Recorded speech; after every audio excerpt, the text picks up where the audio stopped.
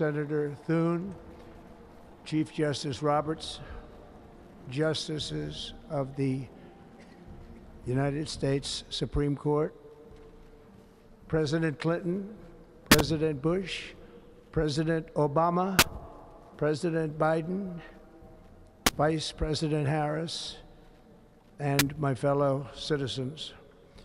The golden age of America begins right now.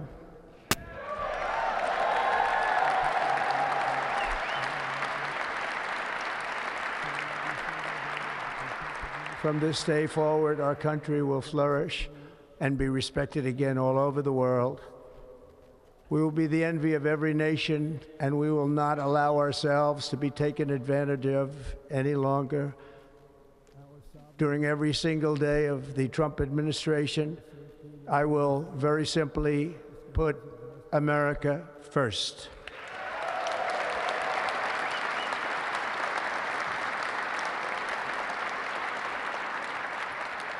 Our sovereignty will be reclaimed. Our safety will be restored. The scales of justice will be rebalanced. The vicious, violent, and unfair weaponization of the Justice Department and our government will end.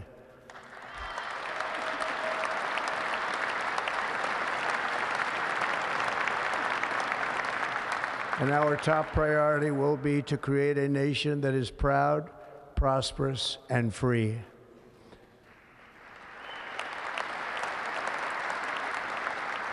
America will soon be greater, stronger, and far more exceptional than ever before.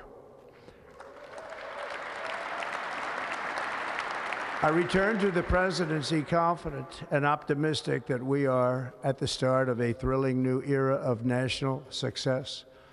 A tide of change is sweeping the country, sunlight is pouring over the entire world, and America has the chance to seize this opportunity like never before. But first, we must be honest about the challenges we face. While they are plentiful, they will be annihilated by this great momentum that the world is now witnessing in the United States of America. As we gather today, our government confronts a crisis of trust. For many years, a radical and corrupt establishment has extracted power and wealth from our citizens while the pillars of our society lay broken and seemingly in complete disrepair. We now have a government that cannot manage even a simple crisis at home, while at the same time stumbling into a continuing catalog of catastrophic events abroad. It fails to protect our magnificent, law-abiding American citizens, but provides sanctuary and protection for dangerous criminals, many from prisons and mental institutions that have illegally entered our country from all over the world. We have a government that has given unlimited funding to the defense of foreign borders, but refuses to defend American borders or, more importantly, its own people. Our country can no longer deliver basic services in times of emergency, as recently shown by the wonderful people of North Carolina, been treated so badly.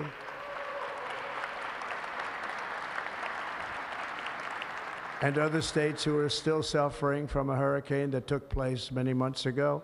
North Carolina की बात कर रहे हैं और दूसरे राज्यों की जहां पर प्राकृतिक आपदाएं आईं। अमेरिका का एक बड़ा हिस्सा आग की भेंट चढ़ा हुआ है, जहां फायर फाइटर्स लगातार मेहनत कर रहे हैं।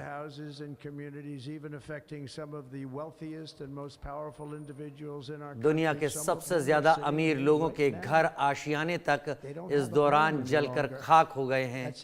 नॉर्थ कैरोलिना की बात, अलग-अलग जगहों की बात, Donald Trump unable to do anything about it. That's going to change.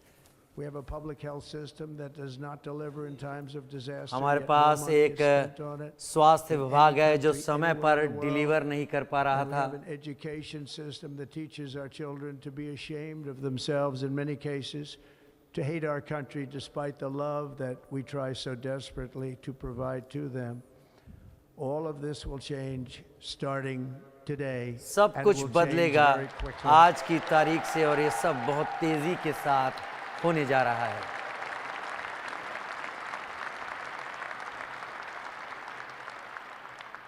My recent election is a mandate to completely and totally reverse a horrible इस betrayal. वक्त का जो मैंडेट है वो all of पूरी these तरीके से many एक betrayals बुरे that have दिनों taken को place रिवर्स करने जैसा है। give the people America back का their सुनहरा faith, दौर their आज के wealth, साथ ही their शुरू हो गया है। democracy, and indeed their freedom.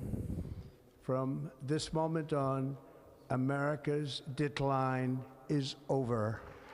ठीक इसी समय अमेरिका का नीचे गिरना खत्म होता है, यानी make America great again. Manoj.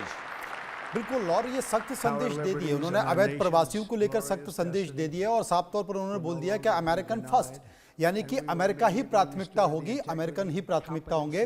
और अब अपनी आर्थिक नीतियों को लेकर भी उन्होंने संकेत दे दिया है, क्योंकि इस वक्त जो अमेरिका की आर्थिक नीतियां हैं वो डाबाडोल हो रही हैं। उन्होंने ये संकेत दे दिया है कि अब अमेरिका उसमें भी एक अलग उपस्थिति दर्ज करने जा रहा है। पिछले 8 सालों में मुझ पर कई तरीके के दबाव रहे, मुझे कई तरीके से टेस्ट किया गया। Have tried to take my freedom and indeed to take my life. इसके जरिए मेरी आजादी छीनने की कोशिश हुई और मेरा जीवन। Manoj. Assassin's bullet ripped through my ear. But I felt then and believe even more so now that my life was saved for a reason. अपने ऊपर हमले का भी जिक्र कर रहे हैं, वो बता रहे हैं कि किस तरीके से मेरे ऊपर हमला किया गया। अपने संघर्ष की कहानी भी बता कह रहे हैं मुझे ईश्वर ने बचाया अमेरिका को फिर से ग्रेट बनाने के लिए।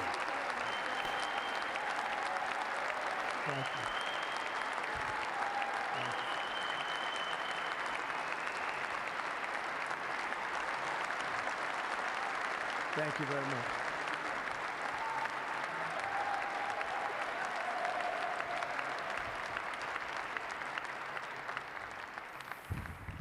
That is why each day under our administration of American patriots, we will be working to meet every crisis और with इसीलिए dignity and हर दिन power जब and मेरे अंडर strength. में एडमिनिस्ट्रेशन काम We करेगा, will move with हम purpose and speed लोगों to को bring एक back पर्पस hope, के साथ, prosperity, एक safety, उद्देश्य के and साथ, peace for citizens of संपन्नता के every साथ, race, सिक्योरिटी के religion, साथ, color, and creed.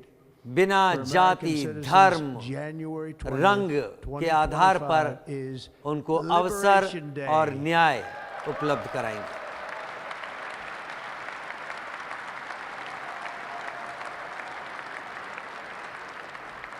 It is my hope that our recent presidential election will be remembered as the greatest and most consequential election in the history of our country. ये मेरी उम्मीद थी कि हमारे देश के इतिहास में इस बार के प्रेसिडेंशियल इलेक्शंस एक खास जगह पर रहें, एक खास स्थिति में। हमें हर कहीं से सपोर्ट मिला, जवानों से, महिलाओं से, African American, Asian American, Spanish American, सभी से हमें पूरा सपोर्ट मिला। हमें सभी 7 स्विंग स्टेट में समर्थन मिला।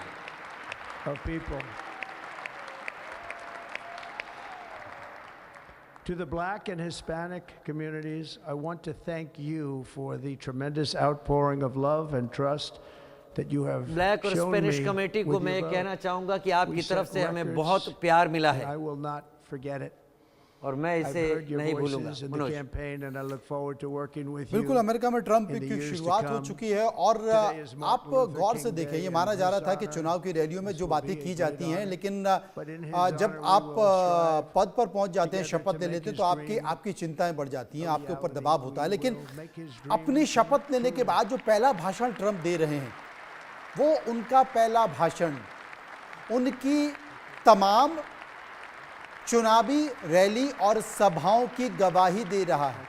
और जो बातें उन्होंने उसमें की, जो वादे उन्होंने अमेरिकन से किए, वो सारी बातें वो दोहरा रहे हैं। वो दोहरा रहे हैं कि आज अगर वो यहाँ खड़े हैं तो कितना संघर्ष के साथ खड़े हैं, कितना संघर्ष उन्होंने किया, उनकी जान को खतरा हुआ, बावजूद अब वो अपनी बातों के साथ खड़े हैं। और वो चाहे अवैध प्रवासी हो, चाहे वो सीमाओं की सुरक्षा का मामला हो, या फिर आर्थिक स्थितियों में बदलाव की बात हो, हर किसी की बात, हर किसी की गवाही और वादे को दोहराने की बात ट्रंप इस वक्त पूरे देश को संबोधित करते हुए कर रहे हैं। हम अपना देश नहीं भूलेंगे, हम अपना संविधान नहीं भूलेंगे और हम ईश्वर को नहीं भूलेंगे। मेरा प्रशासन लगातार लोगों की बेहतरी के लिए काम करता रहेगा। Today I will sign a series of historic executive orders. आज मैं बहुत सारे With these executive actions, we order will sign begin करने वाला the हूं। complete restoration of America and the revolution of common sense. It's all about common sense. First, I will declare a national emergency at our southern border. मैं अपने दक्षिणी सीमाओं पर राष्ट्रीय आपातकाल लागू करने की बात करने जा रहा हूं।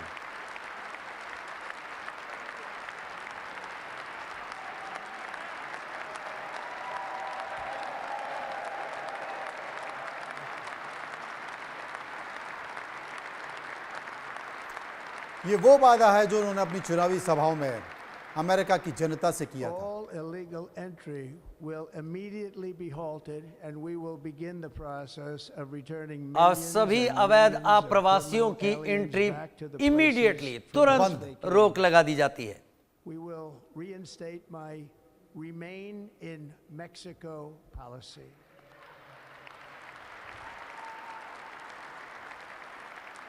I will end the practice of catch and release.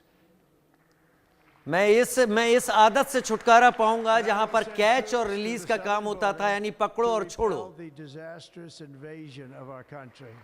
मैं अपने देश पर खतरनाक इन्वेजन यानी आक्रमण से Under the orders I बचाने signed की today, कोशिश। we will also be designating the cartels as foreign terrorist organizations. विदेशी उग्रवादी संगठनों पर बिल्कुल। टूट कर बरसेंगे। बहुत बड़ा संकेत डोनाल्ड ट्रंप ने दिया है विदेशी उग्रवादी संगठनों के खिलाफ, चाहे वो कहीं पर भी हो। ये बड़ी बात डोनाल्ड ट्रंप ने की है और मुझे लगता है कि अगर डोनाल्ड ट्रंप ये कह रहे हैं तो ये पूरे विश्व के लिए एक बड़ी बात। Alien Enemies Act of 1798, I will direct our government to use the full and immense power of federal and state law enforcement to eliminate the presence of all foreign gangs and criminal networks. Alien enemy act 1798 को invoke करने की बात कर रहे हैं। जो भी America में ऐसे लोग हैं, गैंग वॉर में हैं, ड्रग्स कार्टेल में हैं, हत्याओं में हैं, उनको एलिमिनेट करने की पावर एडमिनिस्ट्रेशन को मैं देता हूं। Commander in Chief, I have no higher responsibility than to defend our country from threats and invasions. Commander in chief होने के And नाते that मेरे is पास इससे exactly बड़ी what कोई I am जिम्मेदारी going नहीं to do. कि मैं अपने We देश will की do it Raksha at a करूं। level that nobody's ever seen before. Next, I will direct all members of my cabinet to marshal the vast powers at their disposal to defeat what was record inflation and rapidly bring down costs and prices. Inflation को deal करने के लिए मैं अपनी पूरी cabinet को पूरी ताकत के साथ लगने की The बात inflation करता हूं। crisis was caused by massive overspending and escalating energy prices, and that is why today I will also declare a national energy emergency. We will drill, baby, drill. National energy emergency, national energy के बारे में बात कर रहे हैं और drill baby drill कहते हुए यानी और ज्यादा ऑयल या और ज्यादा gas.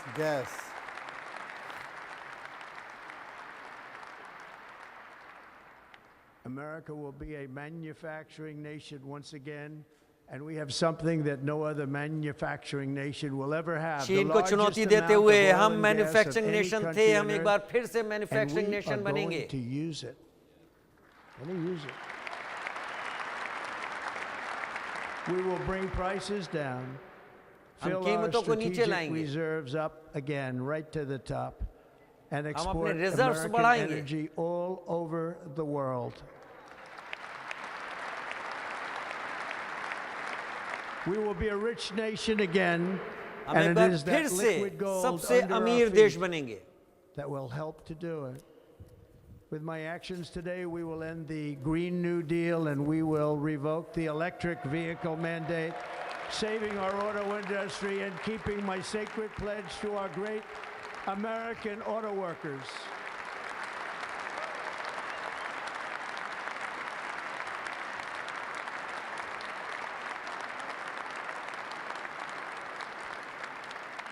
In other words, you'll be able to buy the car of your choice.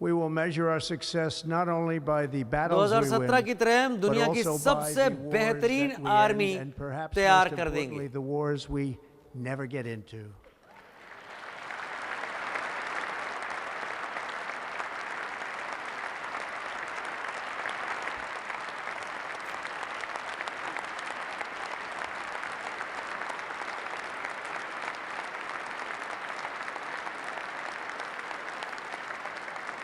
My proudest legacy will be that of a peacemaker and unifier. That's what I want to be, a peacemaker and a मैं एक unifier. Shanti I'm समर्थक pleased to say और ये that मेरी as of सबसे बड़ी yesterday, one day before प्रतिबद्धता I होगी। assumed office, the hostages in the Middle East are coming back home to their families. Israel के हॉस्टेजेस वापस आना शुरू हो गए हैं, इसका भी जिक्र मैं कर रहा हूं यहाँ पर, इसीलिए मैं खुद को पीस मेकर की तरह कहता हूं।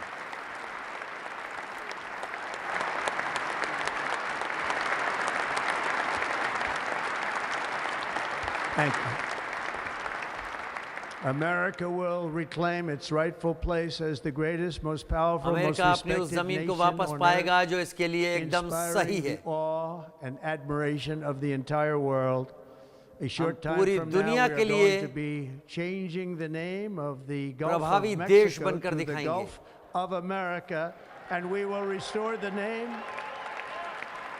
of a great president, William McKinley, to Mount McKinley, where it should be and where it belongs.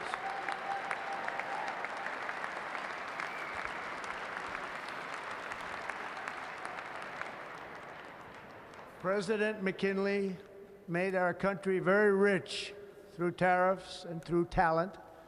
He was a natural businessman and gave Teddy Roosevelt the money for many of the great things he did, including the Panama Canal.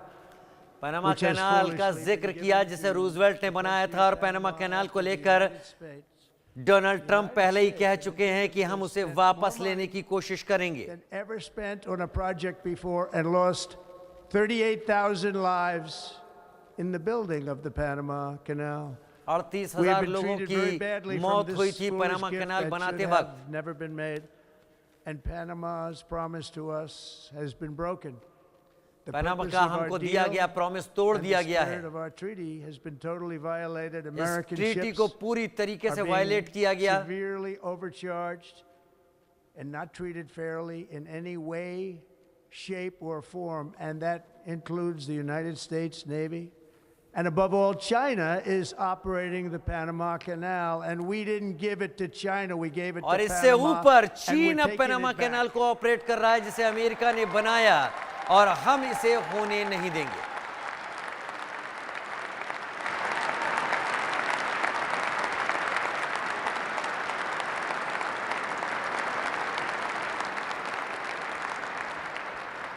Above all, my message to Americans today is that it is time for us to once again act with courage, vigor, and the vitality of history's greatest मैं अपने civilization. देश के लोगों से कहना So चाहूंगा, as we liberate our nation, we will पूरी lead हिम्मत के it साथ to new heights of नए victory समय and का मुकाबला success. करें, तैयार We रहें। will not be deterred. Together we will end the chronic disease epidemic and keep our children safe, healthy, हम and पीछे नहीं disease-free. हटेंगे जब तक हम The United chronic States will diseases once को again consider मात itself नहीं a देते। growing nation, one that increases our wealth, expands our territory, builds our cities, raises our expectations, and carries our flag into new and beautiful horizons. And we will pursue our manifest destiny into the stars, launching American astronauts to plant the stars and stripes on the planet Mars. हम American astronauts को मंगल पर भेजेंगे, जो वहां पर stars और stripes को वहां पर मार्क करेंगे, यानी अमेरिका का झंडा मंगल पर एस्ट्रोनॉट लेकर जाएंगे। और एलन मस्क इसके बाद बहुत ज्यादा खुश होते हुए भी दिखाई देने लगे, क्योंकि उनकी ये योजना है। Is the lifeblood of a great nation, and right now our nation is more ambitious than any other. There's no nation like our nation. कोई भी देश हमारी तरह नहीं Americans are है। explorers, builders, innovators, entrepreneurs, and pioneers. The spirit of the frontier is written into our hearts. हमारे यहाँ The उद्यमी, call of the बड़े next व्यवसायी great सभी मौजूद adventure हैं। resounds from within our souls. Our American ancestors turned a small group of colonies on the edge of a vast continent into a mighty republic of the most extraordinary हमारे citizens पुरखों on ने earth.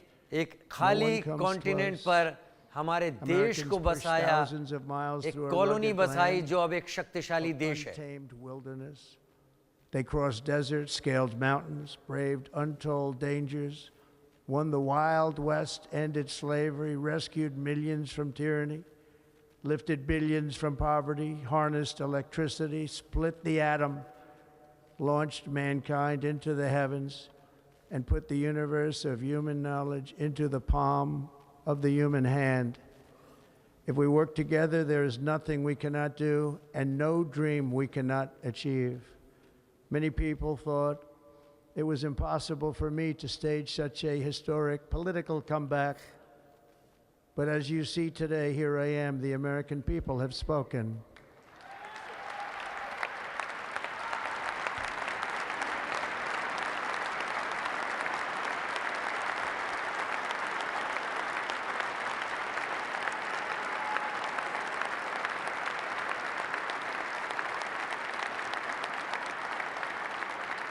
I stand before you now as proof that you should never believe that something is impossible to do.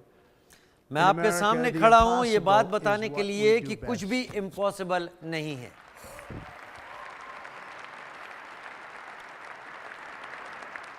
From New York to Los Angeles, New York from से Los Philadelphia Angeles, to Phoenix, from Philadelphia से Chicago to Phoenix, Miami, from Houston to right here Miami, in Houston Washington, और D.C. Washington.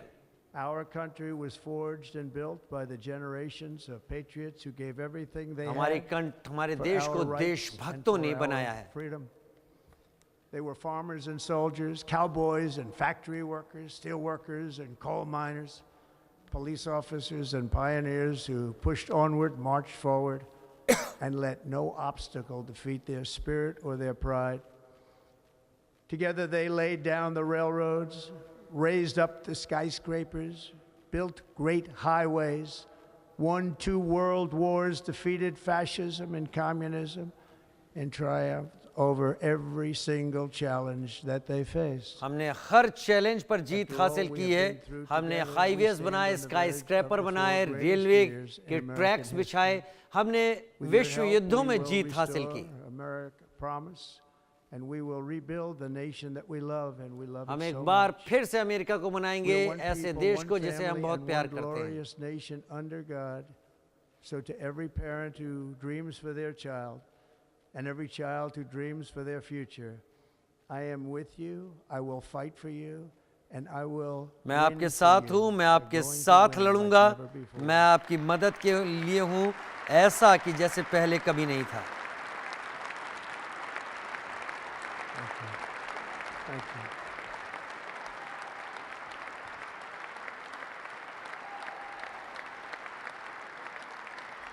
Thank you.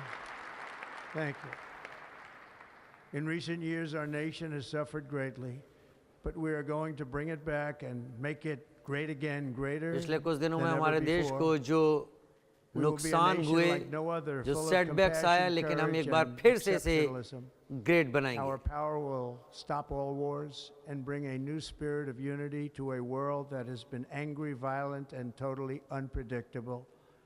America will be respected again and admired again, including by people of religion, faith, and goodwill. We will be prosperous. We will be proud. We will be strong. हम And we गर्व will करेंगे, win हम like never before. बेहतर होंगे, We will हम not be वैभवशाली conquered. होंगे, We will not be हमारा दुनिया में एक बार intimidated. फिर से सम्मान We होगा. will not be broken. हम And टूटेंगे we will नहीं not fail. और From हम this day on, गिरेंगे the नहीं. United States of America will be a free, sovereign, and independent nation. We will stand bravely. We will live proudly. We will dream boldly. हम हिम्मत के And साथ खड़े nothing will रहेंगे. stand in our way because we are हम बड़े Americans. The सपने future देखेंगे. is ours. And our golden age has just begun. Thank you.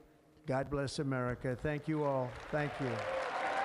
हमारा स्वर्णिम काल बस अभी शुरू हुआ है. इसी शब्दों से राष्ट्रपति ट्रंप ने अपनी स्पीच, अपने संबोधन को शुरू किया था. और हमारा स्वर्णिम काल अभी शुरू हुआ है। इन्हीं शब्दों के साथ उन्होंने अपनी स्पीच को ख़त्म भी किया। जहां से शुरुआत की थी वहीं पर लाकर बात रखी और इस बात का इशारा दिया कि इस शपथ के साथ अमेरिका का स्वर्णिम काल, गोल्डन एज शुरू हो गई है। वाकई आपने चिरपरिचित अंदाज में जो चुनावी सभाओं में भाषण दिया वही अक्षर से पूरी बातें उन्होंने दोहराई। और सबसे बड़ी बात जो कि अपेक्षित थी, माना जा रहा था कि दक्षिणी सीमा पर ये इमरजेंसी लगाएंगे और वाकई दक्षिणी सीमा पर आज से और अपने भाषण देते समय उस वक्त से इमरजेंसी लगा दी है। करीब 12 ऐसे देश हैं जो दक्षिणी देश हैं जो अमेरिका के आसपास आते हैं, जिनमें ब्राज़ील है, गुआना है, पैराग्वे है, सूरीनाम है, उरुग्वे है, वेनेजुएला, बोलीविया, ये तमाम जहां से बहुत ज़्यादा ड्रग्स तस्करी और अवैध घुसपैठ होती है, वहां पर इमरजेंसी घोषित हो चुकी है। इसके साथ साथ उग्रवाद खत्म करने की बात, विदेशी उग्रवाद खत्म करने की बात, अमेरिका में जो ड्रग तस्कर हैं वो आतंकवादी घोषित हो चुके हैं। साफ तौर पर यह संकेत है कि अब ड्रग जो कि एक सबसे बड़ा गढ़ है अमेरिका का, यहां पर बिल्कुल नहीं चलेगा। ड्रिल बेबी, ड्रिल यानी कि तेल और गैस, अमेरिका की इकोनॉमी को सुधारने के लिए, उसको आगे बढ़ाने के लिए और तेल और गैस निकालने की बात की गई है। एक से फिर से मैन्युफैक्चरिंग देश, कंट्री बनने की बात की गई है और गाड़ियों को भी, जो गाड़ियां बंद कर दी गई, दूसरी जगह से आयात की जाती थी, अब उन गाड़ियों को भी बनाने की बात की जा रही है। इसके साथ साथ अपने ट्रेड सिस्टम को कैसे मजबूत किया जाए, क्योंकि चाइना की ओर भी संकेत है, मैन्युफैक्चरिंग गढ़ अब चाइना हो चुका है, उसे लेकर एक बेहतर संकेत दिया है। और इसमें तमाम जो दूसरे देश हैं उनके लिए भी एक सख्त संदेश दे दिया है। ये और अपेक्षा भी की जा रही थी, क्योंकि उन्होंने पहले ही संकेत दे दिया कि तमाम ऐसे दूसरे देश जो बढ़ाने की बात कर रहे हैं, टैक्स बढ़ाने की बात कर रहे हैं, और उन्होंने ये कह दिया कि अब दूसरे देशों के भी हम टैक्स बढ़ाएंगे, यानी कि तमाम वो चीज़ें जो आयात होंगी उन पर हम टैक्स बढ़ाएंगे, उन पर हम टैरिफ बढ़ाएंगे। लेकिन इन सब के बीच देश के प्रधानमंत्री नरेंद्र मोदी ने डोनाल्ड ट्रंप को बधाई दी है और उन्होंने अपने सोशल मीडिया प्लेटफॉर्म पर ट्वीट करते हुए ये बधाई दी है देश के प्रधानमंत्री नरेंद्र मोदी ने। मैं आपको बता दूं कि उन्होंने अपने प्रोफाइल में कहा है, उन्होंने लिखा है, congratulation my dear friend president at real Donald Trump on your historic inauguration as the 47th President of the United States. I look forward to working closely together once again to benefit both our countries and to shape a better future for the world. Best wishes. ये शुभकामनाएं देश के प्रधानमंत्री नरेंद्र मोदी ने दे दी है, यानी कि अब कंधे से कंधा मिला के संकेत एक आगे बढ़ना स्वाभाविक ही था और ऐसा जताया भी जा रहा था। कम से कम प्रधानमंत्री नरेंद्र मोदी और डोनाल्ड ट्रंप की पिछली तस्वीरें तो इस बात की गवाही देती हैं कि इस संबंधों को किस दिशा में आगे जाना था। लिहाजा सबसे पहले उन्होंने बधाई दे दी शपथ लेने के बाद। हालांकि शपथ लेने से पहले व्लादिमीर पुतिन भी बधाई दे चुके हैं, यानी साथ मिलकर काम करने के लिए तत्पर हैं। अगर प्रधानमंत्री कह रहे हैं, संकेत वहां से डोनाल्ड ट्रंप भी देते हुए नजर आ रहे हैं। डोनाल्ड ट्रंप ने जो 2-3 बड़े फैसले लिए, जिनका जिक्र मनोज आपने किया, इसमें साउथ बॉर्डर को इमरजेंसी लगाकर सील करना और साथ ही मैन्युफैक्चरिंग हब बनाना अमेरिका को, यानी वो चीन को, जिस जगह चीन आज पहुंचा है, सबसे बड़ा डेंट, सबसे बड़ी चोट चीन पर लगाते हुए। उससे भी बड़ा संदेश, यानी कि पहले दिन का पहला क्षण आदमी कोशिश करता है कि अभी रहने दो, बाद में दिखेंगे, लेकिन कहते हैं ना कि बात बाहर निकल कर आ गई। पनामा के जिक्र करने की बात कर रहे थे, पनामा कैनाल की जिक्र करने की बात कर रहे थे और दर्द निकल कर आ गया चीन का, चाइना का। उन्होंने साफ तौर पर कह दिया कि भाई पनामा जो कैनाल है उसको हम लोगों ने बनाया और चीन उस पर चढ़ाई कर रहा है, ये नहीं चलेगा। 38,000 शहादत दी हैं पनामा कैनाल को बनाने में और पनामा कैनाल का महत्व कम से कम वहां पर बहुत ज्यादा है। हमारे साथ खास मेहमान जुड़े हुए हैं डॉक्टर धीरज कौर, भारत अमेरिका संबंध विशेषज्ञ, डॉक्टर संदीप त्रिपाठी, विदेश मामलों के जानकार, major general Brajesh Kumar, defence expert, और तपन भारती, वरिष्ठ पत्रकार के तौर पर हमारे साथ इस वक्त जुड़े हुए हैं। एक एक करके डॉक्टर धीरज कौर की कॉल का मैं रुख कर लेता हूं। भारत अमेरिका संबंध विशेषज्ञ के तौर पर डॉक्टर धीरज, प्रेसिडेंट डोनाल्ड ट्रंप, उन्होंने जिन बातों का जिक्र आज किया है उसकी जड़ में मेक अमेरिका ग्रेट अगेन दिखाई पड़ा है। पहले टर्म में अमेरिका फर्स्ट की बात थी, इस बार मेक अमेरिका ग्रेट अगेन की बात है। हालांकि वो इस बात को कहना भी नहीं भूले कि लॉ एंड ऑर्डर की हालत पिछले कुछ दिनों में पॉलिटिकल अपोनेंट के खिलाफ जिस तरीके से दिखाई पड़ी, मुझसे बेहतर कौन जानता होगा। धीरज कौल साहब।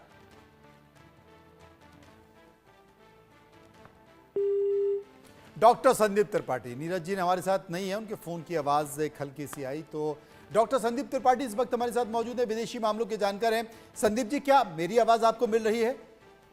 जी हाँ, जी हाँ, सुन पा संदीप जी, जो सवाल राजीव का था उस पर क्या कहना चाहेंगे?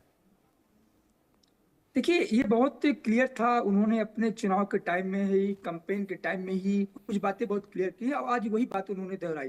देखो, वो उन्होंने ग्लोरिफिकेशन की बात की कि अमेरिका के इतिहास को ग्लोरीफाई किया जाएगा और हमारा एक स्वर्णिम इतिहास रहा है। और वो एक कहीं ना कहीं एक उनके अंदर एक टीस है कि जो चाइना का जो इमरजेंस है, जो वो इमरजेंस ट्रंप नहीं देखना चाहते, और स्पेशली अपने बॉर्डर के पास में। तो जो पनामा की बात किया उन्होंने, मैक्सिको की बात की, तो वो बहुत क्लियर है। ग्रेट अमेरिका जो उनका मेक अमेरिका ग्रेट अगेन का जो कंसेप्ट है, ये एक लार्जर टेरिटोरियल एक्सपेंशन है। और इसीलिए ये पहली बार ऐसा हुआ है कि जो अमेरिका पिछले बाइडेन एडमिनिस्ट्रेशन में अफगानिस्तान में लगा था, एशिया में लगा था, यूक्रेन में लगा था, मिडिल ईस्ट में लगा था, यहां से ध्यान हटा करके ट्रंप अब क्या करना चाहते कि पहले आसपास के एरिया को अपना सेव करना चाहते हैं और उसको डोमेस्टिकली इन्फॉर्म करना चाहते हैं। इसीलिए आपने देखा कि अभी साउथ बॉर्डर पे इमरजेंसी की बात कही, उन्होंने कहा यहाँ से तस्कर हटाएंगे, उन्होंने कहा से जितने भी इलीगल इमिग्रेंट्स उनको बाहर करेंगे। तो अमेरिका को अंदर से पहले वो ठीक करना चाहते हैं। दूसरा, इकोनॉमी को लेकर के बहुत बड़ी बात उन्होंने कही कि हम टैक्स लगाएंगे, टैरिफ लगाएंगे, और उसके लिए कोई भी हो सकता है। भारत को बहुत खुश नहीं होना चाहिए। भारत के लिए ट्रंप ने कहा था कि if they tax us we tax them the same amount. तो देखो, अमेरिकी राजनीति बहुत यथार्थवादी होती है। हम लोग हमेशा पर्सनल केमिस्ट्री पर चले जाते हैं, ऐसा नहीं होता। ये वही ट्रंप है जो एक महीने पहले बोले थे कि भारत ने हमारे 100% कुछ प्रोडक्ट ऐसे जहां पर टैक्स लगाए, तो हम भी उनके एल्युमिनियम और कुछ ऐसे प्रोडक्ट्स हैं जिस पर हम भी टैक्स लगाएंगे। तो कहीं ना कहीं ये रिप्रोसिटी जो की बात है ट्रेड की लेकर के, तो आउटर एक्सटर्नल को देखेंगे तो आप देखेंगे कि ट्रंप बहुत टफ है, उनके लिए सब कोई बहुत प्री नहीं है, उनका इंटरेस्ट प्री होगा। और यदि इंटरनली देखेंगे तो वो अमेरिका को दुरुस्त करना चाहते हैं, वहाँ का क्रिमिनल जो इकोसिस्टम उसको सही करना चाहते हैं। और उन्होंने बाइडेन को एडमिनिस्ट्रेशन को जिम्मेदार भी ठहराया कि बाइडेन की वजह से अमेरिका की आंतरिक स्थिति खराब हुई। तो कहीं ना कहीं दोनों फ्रंट पर उन्होंने अच्छी तरीके से अपनी बात रखी और अमेरिका के ग्लोरिफिकेशन की बात की, जो बार बार उन्होंने जब ये कहा कि गल्फ ऑफ अमेरिका होगा, गल्फ ऑफ मैक्सिको नहीं होगा, उसका जस्टिफिकेशन उन्होंने बताया कि मैक्सिको को किस तरह की बर्बाद किया गया। पनामा का जस्टिफिकेशन उन्होंने बता दिया कि हमारे लोगों ने शहादत दी है। तो ये तो वही बात हो गई जो पुतिन यूक्रेन के लिए कर रहे थे, आज वही ट्रंप अपने नेबरहुड में कर रहे हैं। तो बहुत कुछ अंतर नहीं है, बट ये जरूर है कि ट्रंप के आने से जो मिडिल ईस्ट में जो होगा, जो यूक्रेन में होगा, वो अपने आप में बहुत महत्वपूर्ण। कुल मिलाकर ट्रंप ने एक संकेत दे दिए हैं। ट्रंप ने कहा कि हाल के दिनों में जो भी सत्ता थी, उस सत्ता के कारण अमेरिका में लॉ एंड ऑर्डर बहुत खराब हुआ, अमेरिका में ड्रग्स का एक बड़ा कार्टेल खड़ा हुआ, जो सीमाएं दक्षिणी इलाके थे, उन देशों की जो सीमाएं थी, वो उन तमाम सीमाओं से अवैध घुसपैठ हुई, इस बात का भी जिक्र किया। साथ साथ उन्होंने ये दिखाया कि किस तरीके से राजनीतिक दुश्मनी निकाली जाती रही सत्ता के द्वारा और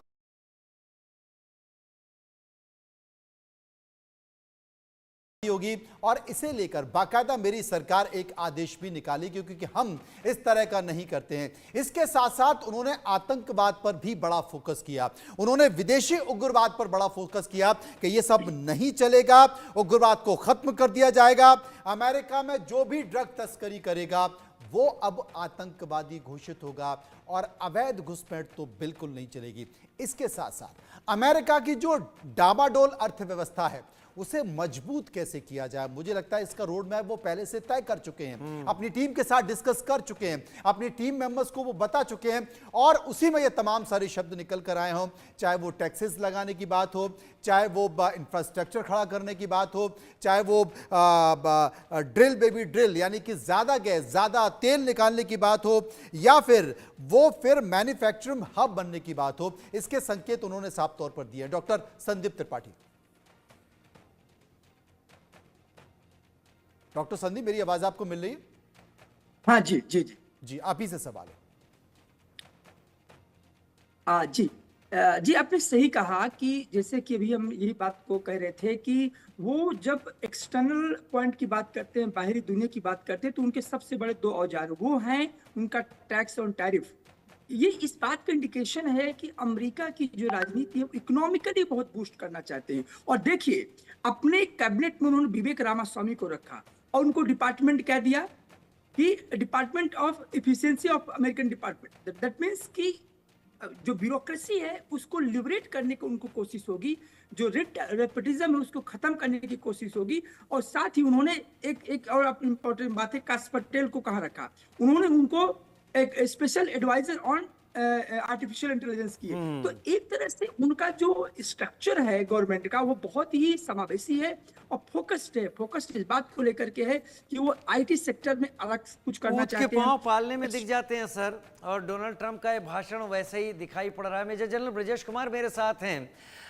मेजर, डोनाल्ड ट्रंप ने अपनी बात रखते हुए कहा कि मैं पीस की बात करने आ रहा हूं, और इसके बाद उन्होंने अगला सेंटेंस हॉस्टेजेस की रिलीज से जोड़ा जो हमास की कैप्टिविटी में थे। इसके साथ उन्होंने ऑल जितने भी वॉर्स हैं उसको लेकर उन्होंने ये कहा कि हम अमेरिका को रेस्पेक्टेड पोजीशन में पहुंचाएंगे और मैं पीस को आगे लेकर बढ़ना चाहूंगा। क्या वाकई डोनाल्ड ट्रंप जो बोल रहे हैं उसको जमीन पर उतारना आपको उतना आसान लगता है अलग अलग चल रहे वॉर को देखते हुए?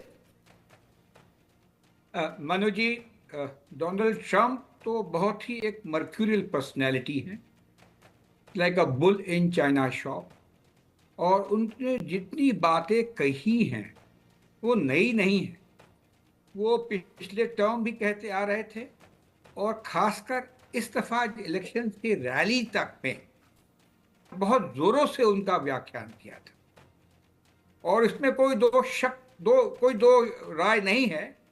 इस दफा जब वो जीत के आए हैं जी, तो बहुत ही तगड़े तरीके से जीत पे आए हैं।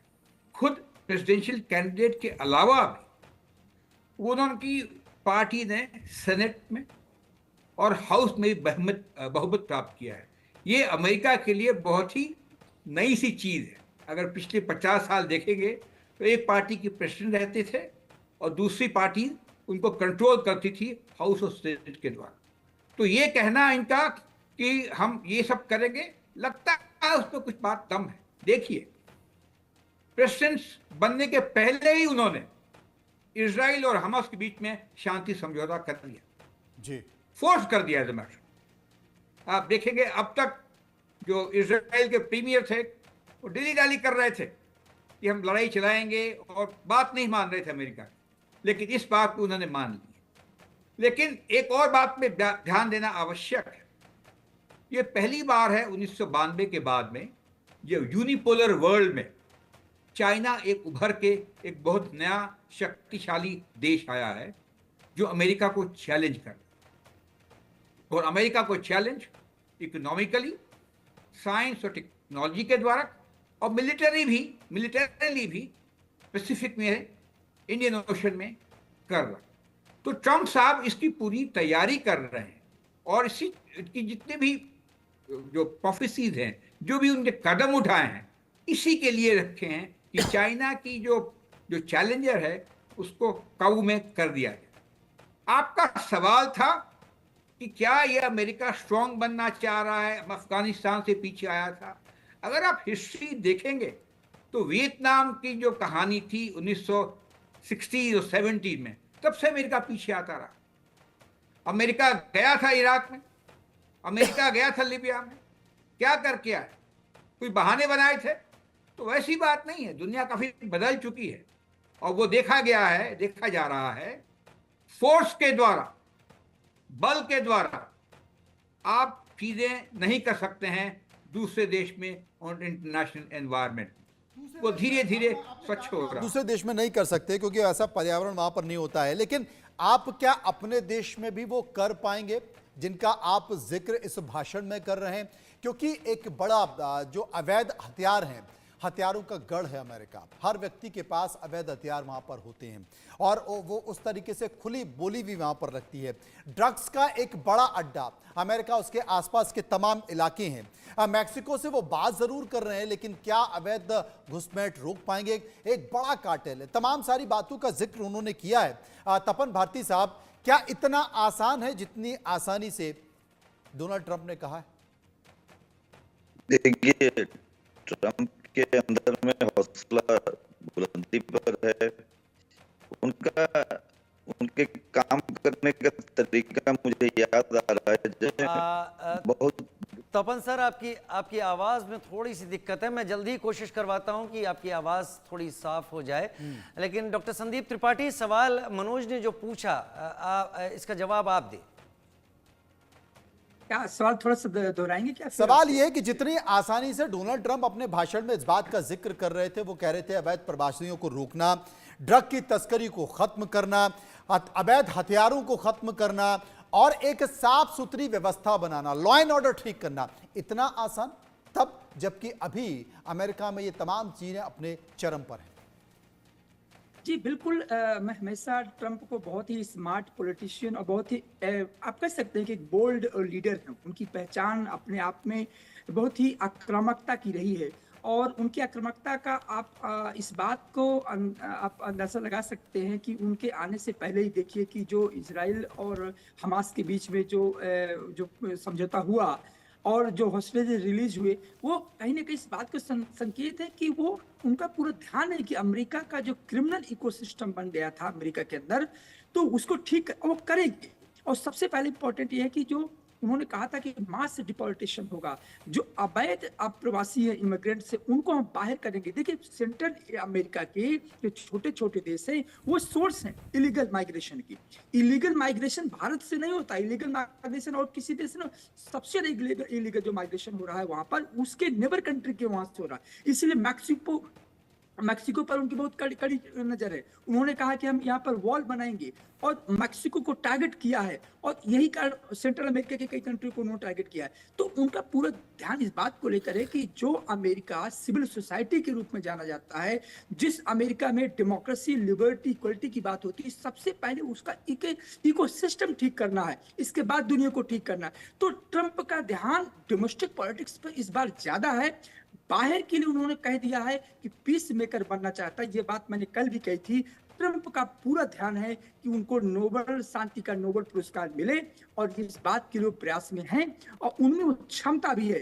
ये भी मैं आपको बता दूं, ट्रंप में वो क्षमता, वो कन्विक्शन है कि वो बट उनकी पॉलिटिक्स में नहीं है। उनके पॉलिटिक्स में ये है या तो इधर या तो उधर। और यही कारण है नेतन्याहू एक बार में समझ गए कि अब आगे कुछ डिसीजन नहीं ले सकते हैं। अब ट्रंप आ चुके हैं, हमें पैक्ट करना ही पड़ेगा। और यही बात हमास ने भी समझ गया कि हमें कहीं ना कहीं एग्रीमेंट में आना होगा। शांति का नोबेल पुरस्कार तो मोहम्मद यूनुस को भी मिला हुआ है, लेकिन क्या कर रहे हैं वो?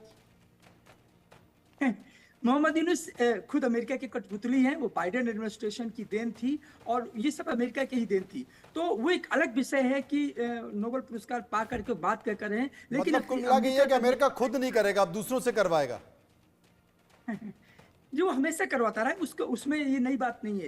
ये ट्रंप एडमिनिस्ट्रेशन भी वही काम करेंगे कुछ हद तक जो बाइडेन करते, क्योंकि अमेरिका की तासीर में कुछ चीजें हैं जो कभी नहीं बदलती हैं। देखिए, फॉरेन पॉलिसी में कंटिन्यूटी होती है और वो कंटिन्यूटी अमेरिका में चाहे डेमोक्रेट्स आए, रिपब्लिकन आए, उनका एक एजेंडा रहेगा कि दुनिया में जो प्रीच एंड प्रैक्टिस है वो अलग अलग रहेगा। प्रैक्टिस हमारी अलग होगी। हम मैक्सिको को गल्फ ऑफ मैक्सिको बना देंगे, ठीक है, हम पनामा कनाल को ले लेंगे, हम ग्रीनलैंड को ले लेंगे, लेकिन यदि रशिया यूक्रेन की बात करेगा, क्रीमिया की बात करेगा, तो सॉवरेंटी का वायलेशन हो जाएगा। तो इस तरीके की बात ये हमें अमेरिका का इतिहास रहा है, तो इसमें हमें सरप्राइज होने की बात नहीं है। लेकिन सवाल इस बात का है कि ट्रंप में वो कन्विक्शन फोर्स है, इसमें कोई दो राय नहीं है। वो बाइडेन जैसे ढिलमुल उनका रवैया नहीं है और यही कारण है कि जेलेंस्की को और नेतन्याहू को ये लग गया है कि वो अपनी सेना नहीं भेजेंगे। उन्होंने कहा भी है कि हमारी सेना दूसरे के यहाँ नहीं जाएगी। उन्होंने नाटो को पूरी तरीके से नाटो के कंसेप्ट को खंडित किया है। आर्टिकल 5 जो नाटो का जो सामूहिक सुरक्षा कलेक्टिव सिक्योरिटी की गारंटी देता है, उन्होंने कहा मुझसे कोई मतलब नहीं, I don't bother about the NATO EU। उन्होंने इसके, और यही कारण है कि जो यूरोपियन कंट्री जो देश है, जो यूरोपीय देश है, जो अपनी सुरक्षा को लेकर अमेरिका पर डिपेंड होते थे, आज वही अमेरिका डेनमार्क को और ग्रीनलैंड को आंखें दिखा रहा है। तो एक अजीब स्थिति है, और वो स्थिति है यूरोप में, वो स्थिति एशिया में नहीं है, अफ्रीका में नहीं है, लेकिन यूरोपियन प्रमोद भगत जी भी हमारे साथ जुड़ गए भारत अमेरिका संबंधों के विशेषज्ञ के तौर पर। प्रमोद जी, बहुत स्वागत है आपका। प्रमोद जी, चीन के खिलाफ डोनाल्ड ट्रंप काफी एग्रेसिव रहे हैं, वो अपने प्रचार अभियानों की बात करें या आज की उनकी जो स्पीच थी उसमें भी उन्होंने चीन को लेकर बहुत ज्यादा बातें कही, लेकिन इससे पहले वो शी जिनपिंग को अपना दोस्त भी बता चुके हैं। क्या चीन को लेकर अमेरिका का एग्रेशन जमीन पर आपको उसी तरीके से दिखेगा जैसा उनकी स्पीच में आज दिखा है? बिल्कुल मनोज जी, सबसे पहले धन्यवाद। कहूंगा कि जिस तरह से भी प्रेसिडेंट ट्रंप है, ये आपको विरोधाभास भी दिख रहा है, पॉजिटिविटी दिख रही है, लेकिन एक चीज बिल्कुल निकल के आ रही है कि अमेरिका फर्स्ट, जैसे हम कहते हैं मेक इन इंडिया, भारत के ऑनरेबल प्रधानमंत्री का जो लक्ष्य है, भारत को 5वीं इकोनॉमी से 3री इकोनॉमी तक लेके जाना जी। अमेरिका के अंदर भी बहुत सारे ऐसे चैलेंजेस हैं, जैसे बांग्लादेशी भारत के अंदर रोहिंग्या मुसलमान प्रॉब्लम खड़ा करते हैं, यहाँ पर भी वैसे ही बहुत सारी ऐसी प्रॉब्लम है जो यहाँ के बॉर्डर कंट्री से होती है, उस पर काफ़ी कुछ ठीक ठाक होने वाला है।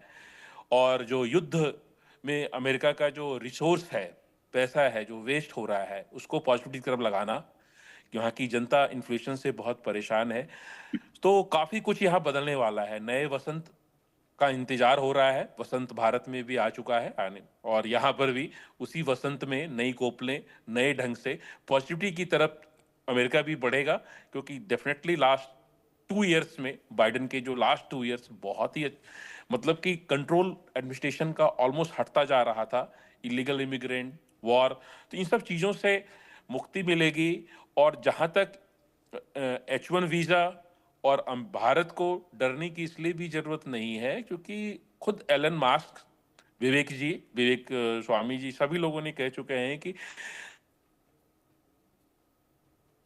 जी वो वेलकम करते हैं, वो व्यवस्था और बेहतर होने वाली है, वो व्यवस्था बेहतर होने वाली है। कुल मिलाकर एक सकारात्मक संकेत देने की कोशिश की है अमेरिकन फर्स्ट के तहत, और किस तरीके से ग्लोरीफाई अमेरिका बन सके, अमेरिका चमक सके, तमाम ऐसी चीजें जो अमेरिका ने छोड़ दी थी, अब उन पर भी अमेरिका पूरी तरह से फोकस करने जा रहा है। लेकिन अगर दूसरे देशों के साथ अमेरिका के संबंध, चाहे वो भारत हो, पाकिस्तान हो, बांग्लादेश हो, चाइना हो, यहाँ पर चाइना भी एक बड़ा महत्वपूर्ण है, और वो भी अमेरिका के बराबर लगातार उपस्थिति दर्ज कर रहा है, अमेरिका को कभी कभी चैलेंज भी करता है, यहाँ तक कि वो खुलेआम अपने गुब्बारों के जरिए, अपने तमाम संयंत्रों के जरिए वो अमेरिका की धरती पर अमेरिका की जासूसी भी करता है। इस तरह के भी संकेत आते हैं, और कहीं ना कहीं मुझे ऐसा लगता है राजीव कि अमेरिका को भी लगता है कि आने वाले समय में चाइना अमेरिका के लिए बड़ा खतरा हो सकता है।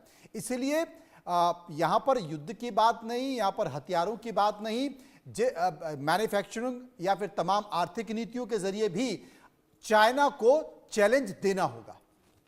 राजीव जी हाँ, और वो डोनाल्ड ट्रंप के भाषण में बहुत साफ रूप तरह से झलका है। चीन को चुनौती देने की इससे बेहतर उनकी कोशिश और कोई नहीं हो सकती है, जहां पर वो मैन्युफैक्चरिंग सेक्टर में अमेरिका को फिर से लीडर बनाने की कोशिश कर रहे हैं। अगर इसका आधा भी वो कर पाते हैं तो चीन के मैन्युफैक्चरिंग सेक्टर को एक बड़ी चोट पहुंचनी तय है। और major general retired Brajesh Kumar, defence expert, इस वक्त हमारे साथ मौजूद है। ब्रजेश जी, मैं आपसे एक चीज पूछना चाहता हूं।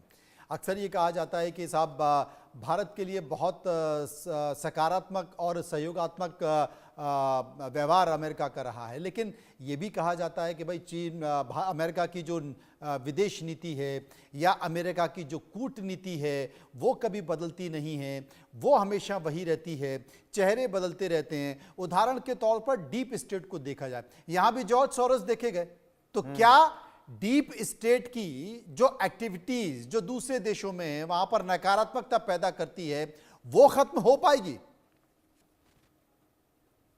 मनु जी देखिए, ये जो फॉरेन रिलेशनशिप है वो कंट्री स्पेसिफिक है। हम सब लोग हैं, दोस्ती से बात नहीं चलती, सेल्फ इंटरेस्ट से बात चलती। ट्रंप हो या हमारे मोदी जी हो या कोई और, ये एक समझना एक गलत चीज है कि उनकी हमारी दोस्ती है इसलिए हमारा काम हो जाएगा। जी नहीं, भारत भी एक मजा हुआ एक बड़ा देश है जो अपने वेट या वेट से ऊपर ही पंच करता है। तो ये जो क्रिया है डीप स्टेट की, ये तो गेम्स हैं जो नेशंस प्ले करते हैं। ऑल नेशंस जो बड़े हैं जिनमें क्षमता है वो इस तरह की गेम खेलते हैं, उसके रुख बदली हो जाते हैं, उस तरह के रुखों से बदली हो जाते हैं। तो जहां तक इंटरनेशनल लेवल में डिप्लोमेसी का सवाल है, फोर्स प्ले का सवाल है और स्ट्रेटेजिक इंटरेस्ट का सवाल है, जियोपॉलिटिक्स का सवाल, हमारे और अमेरिका में काफी समानता है सोच में। यही नहीं कि हम सिर्फ डेमोक्रेसी हैं, बट जैसे हमारे सोच है, बिकॉज हमारे जियो स्ट्रेटेजिक लोकेशन के ऊपर जैसे हम चाइना को सोचते हैं उस तरह के हिसाब से काफी समन्वय है, तो उसमें हमें घबराना नहीं चाहिए। जो डीप स्टेट की बात है वो चलती रहती है। देखिए डीप स्टेट, जब बाइडेन साहब भी थे डीप स्टेट की बात चल रही थी, लेकिन हमारे आर्म्स के इंपोर्ट और चल रहे थे, एक्सपोर्ट भी चल रहे थे, हम क्वाड के जो डिस्कशन थे वो भी चल रहे थे, और नेशन की पॉलिसी स्ट्रेटेजिक लेवल पे 2 साल 3 साल 4 साल को उसमें नहीं लिखना चाहिए। और एक और बात कहूं, डोनाल्ड ट्रंप साहब एक ब्लंट आदमी है, बहुत ही अनप्रेडिक्टेबल आदमी, ये कहते कुछ और हैं करते कुछ और हैं। यानी आप कहना चाह रहे हैं कि अनप्रिडिक्टेबल हैं? एब्सोल्युटली। अगर आपने भाषण सुना होगा, वो कह रहे हैं हम अमेरिका में बिल्कुल फ्रीडम लाना चाहेंगे, हम चाहेंगे कोई स्टेट किसी लोगों के पीछे नहीं पड़े। अरे भाई, आप कैसे करेंगे अपनी बंदूक वगैरह को बंद करना? इतनी तगड़ी लॉबी है, कैसे डील करेंगे? तो वो उस सब चीजों पे निटी-गिटी पे ध्यान नहीं देते हैं, बहुत कुछ बोल जाते हैं। और आज तो खासकर पहला दिन था इनके सेकेंड टर्म का, तो जो चीज वो कहते आए थे इलेक्शन के टाइम में, प्री इलेक्शन टाइम में, आज भी वही दोहराया है। हाँ, फॉरेन पॉलिसी में जहां तक इजराइल और हमास की लड़ाई थी उसके ऊपर एक प्रहार किया है।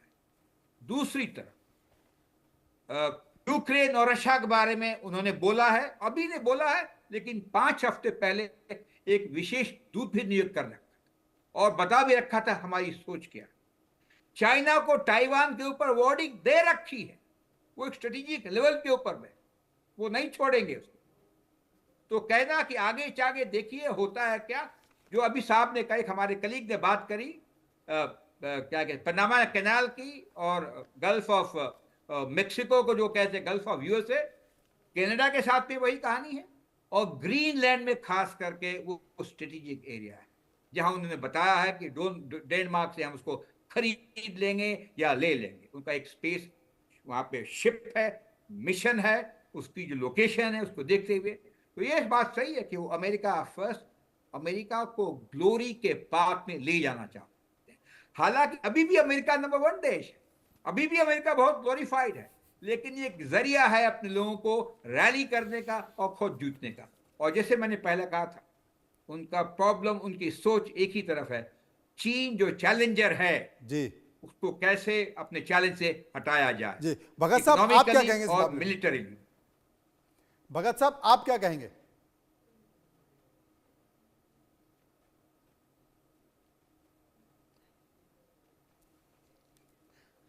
संदीप जी, इस पर आपका क्या टेक है? जिस तरीके से डोनाल्ड ट्रंप ने चीन को चैलेंज किया है और एक साथ फैसलों की झड़ी लगा दी है कि इतना कुछ करेंगे। क्या एक बेहतर पॉलिटिशियन या बेहतर शख्स जो कुछ एम लेकर बैठा हो, अगर अपने सारे पत्ते सामने खोल देता है तो क्या वो एग्जीक्यूट होते हैं या हो पाते हैं? देखिए, चीन को लेकर के मैं हमेशा कहता हूं कि जो ट्रंप की पॉलिसी है वो नहीं होगी जो बाइडेन की रही है। ट्रंप चीन से कॉपरेशन में भी रहेंगे और टेंशन में भी रहेंगे। जैसे उन्होंने कहा कि Xi Jinping is my friend, तो एक तरफ वो इंगेज भी करेंगे। और हमें ये भी मालूम है कि ट्रंप जो फर्स्ट रिजिम था, ट्रंप का टाइम था, उसी समय ट्रेड वॉर स्टार्ट हुआ था। तो एक तरह से प्रोटेक्शनिज्म और ट्रेड वॉर का जो सिलसिला चाइना के साथ होगा। और देखिए, रियलिज्म में देखा जाए, यथार्थ में देखा जाए तो अमेरिका के लिए सबसे बड़ा थ्रेट चाइना है, ये सब जानते यानी हैं। वॉर होगा लेकिन ये ट्रेड के फॉर्म में होगा, जैसा डोनाल्ड ट्रंप कह भी रहे थे कि मैन्युफैक्चरिंग जायंट बनाएंगे अमेरिका को। या बिल्कुल आपने सही कहा कि इंगेज करेंगे। देखिए, चाइना से वो अनटचेबल की वो नहीं रहेगा इकोसिस्टम जो पहले था, कि चाइना से एक राइवलरी जैसे माहौल था बाइडेन के टाइम में। ऐसा नहीं होगा। चाइना से बात भी होगी, इंगेज भी करेंगे, लेकिन साथ में ही उसको काउंटर करेंगे। और काउंटर करने के लिए जैसे आपने कहा कि वो ट्रेड का बहुत सबसे बड़ा एग्जाम्पल होगा कि उनको हम टैरिफ लगाएंगे। और उन्होंने अभी देखे जो पनामा कैनाल की बात की है कि हमारे पड़ोस में आकर के कोई व्यक्ति कंट्रोल कर रहा हो तो हम इसको बर्दाश्त नहीं करेंगे। तो कहीं ना कहीं वो इंगेज भी करना चाहते हैं और वो उनको जो हेजमनी है उसको काउंटर भी करना चाहते हैं। यही ट्रंप की पॉलिसी होगी चाइना के लिए, लेकिन एक तरफा नहीं होगी। जैसे कि अभी तक हम देखते हैं कि बाइडेन के टाइम से एकदम एक तरफा रहा है, चाइना वर्सेस यूएसए रहा, और उसका नुकसान भारत को हमेशा रहा है, क्योंकि उसकी वजह से चाइना रूस एक कैंप में आ जा रहे थे। अब जब चाइना थोड़ा यूएसए के साथ इंगेज होगा तो रूस को भी मौका मिलेगा कि वो फ्री होकर के भारत के साथ खड़ा हो जाए, क्योंकि वो बता सकेगा शी जिनपिंग को, देखिए यदि आप यूएस से क्लोज हो सकते हैं तो व्हाई नॉट, आप हमें क्यों मना कर रहे हो भारत से क्लोज होने के लिए। तो एक तरह से ये बाइनरी का पॉलिटिक्स का दौर नहीं चलेगा। यहाँ इंगेज करेंगे लेकिन नुआंसेस रहेंगे टेंशन के, तनाव।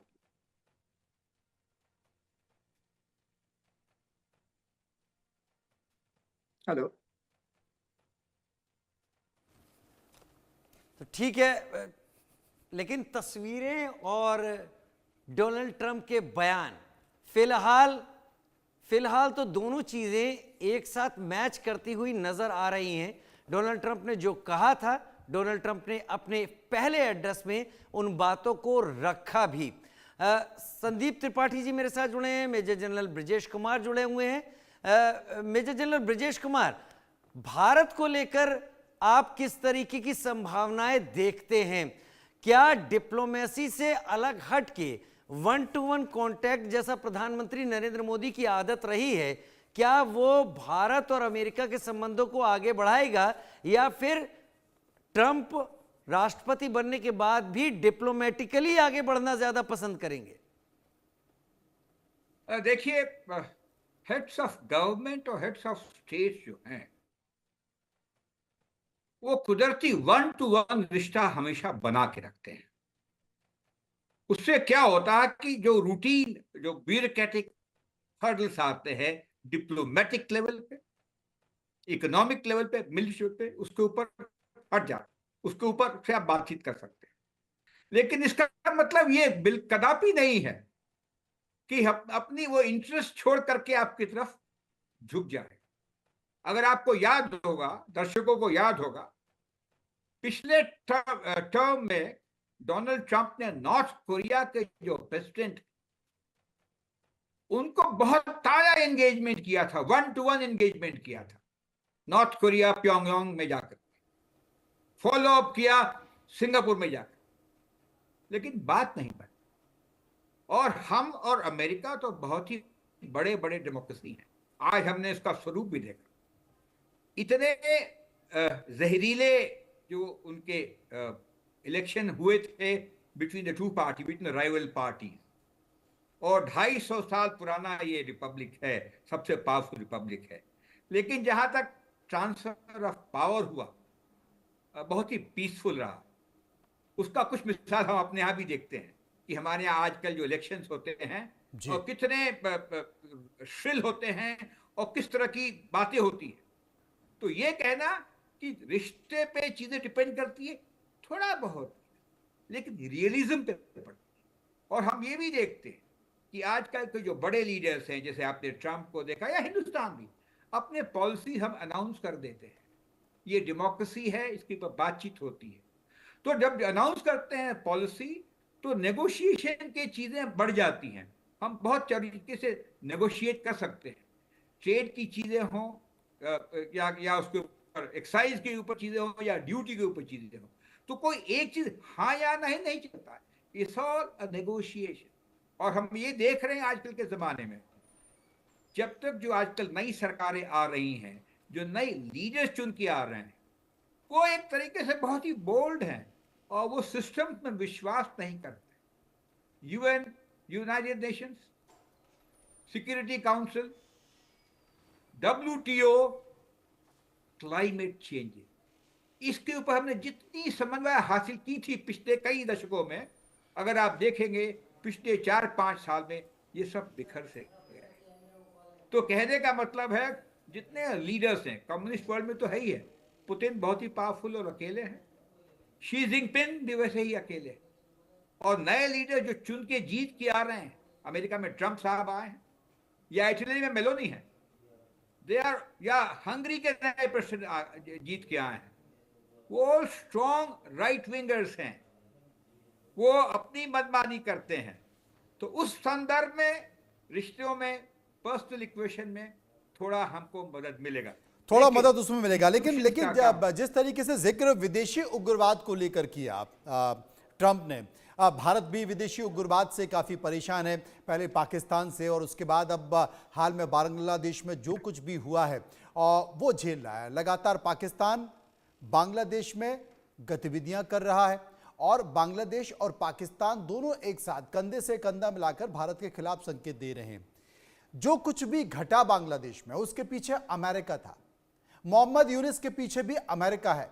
क्या आने वाले समय में बांग्लादेश से भी संकेत कुछ ऐसे निकल कर आए कि वहां की जो स्थिति है, अल्पसंख्यकों पर अत्याचार, हिंदू अल्पसंख्यकों पर अत्याचार, भारत के खिलाफ लगातार संकेत देना, लगातार पाकिस्तान की गोद में जाकर बैठना, क्या वहां भी चीजें बदलेंगी? देखिए, बिल्कुल बदलेगी, बट एक लेवल पे नहीं कर सकते हैं कि ये कम हो जाएगा, एक टैक्टिकल लेवल पे। लेकिन ये जरूर है कि बांग्लादेश में जो परिवर्तन हुआ वहां के शासन का, तो वहां एक एडवाइजर बिठाए गए। एडवाइजर साहब अगस्त से लेकर बैठे हैं, 5 महीने को आ गए, लेकिन बांग्लादेश में इलेक्शंस का नामो निशान नहीं है। तो ये जरूर अमेरिका करेगा, जो ट्रंप साहब जरूर करेंगे कि भाई आप अपना इलेक्शन 2 महीने 4 महीने में कीजिए, ताकि विल ऑफ पीपल पता चले और गवर्नेंस साफ। उसी का एग्जाम्पल लेके ही शेख हसीना को उन्होंने निकाला था।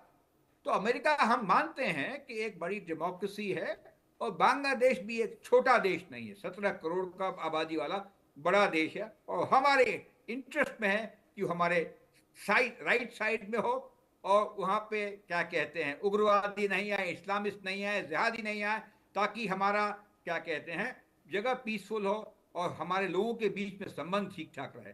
तो उस मामले में हमें फायदा होना चाहिए इस माहौल में, क्योंकि कोई पर्सनल स्टेक नहीं है ट्रंप साहब का यूसुफ के अंदर, यहाँ के एडवाइजर साहब के अंदर। तो ये जरूर कहेंगे कि भाई आप जरा इलेक्शंस कराओ और हमें बताओ कब तक कराओगे। वो एक अच्छी चीज होगी, और फ्री इलेक्शंस हो तो स्वाभाविक है हमारे निकट आ जाएगा। जहां तक पाकिस्तान का सवाल है, वो एक पिन फिक्स रह गया है। हाँ, किसी जमाने में हमें बहुत परेशान, हम भी उस समय शायद नीचा देखते थे या हम अपने वेट से कम पंच करते थे, लेकिन आपने देखा होगा जब से पुलवामा हुआ और हमने क्या कहते हैं अंदर जाके एयरफोर्स से स्ट्राइक किया है, चीजें काफी कंट्रोल में है। छुटपुट घटना होती रहती है, वो तो खैर होती रहेंगी, क्योंकि उस तरह डॉक्टर संदीप त्रिपाठी, आप क्या मानते हैं?